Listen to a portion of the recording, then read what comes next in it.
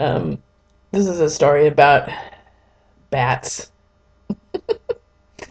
The house at the ranch where we lived for a while was old, and it was kind of unfinished. Like it didn't have siding on it, and there was this tar paper that you could see, like they had started siding but didn't complete it, and there was just this tar paper. It was kind of hanging. It looked kind of junky.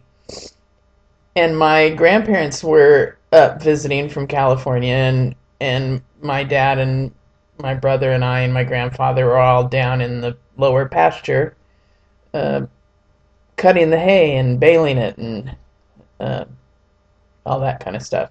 We were, the tractors and the trucks and the trailers and all that. And my mother and my grandmother were up at the house, and all of a sudden we heard this blood curdling screams.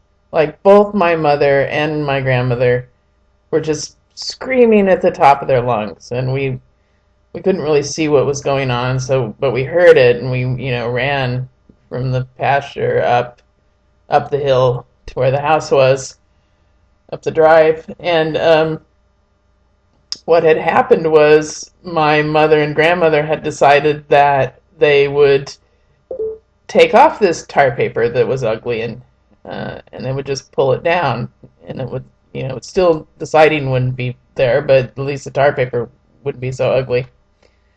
And when they did that, they didn't know that there were bats living in between the tar paper and the house. And so when they pulled down the tar paper, oh, it's like 30 bats came falling all on top of them, all over them, and hence the blood curdling screams.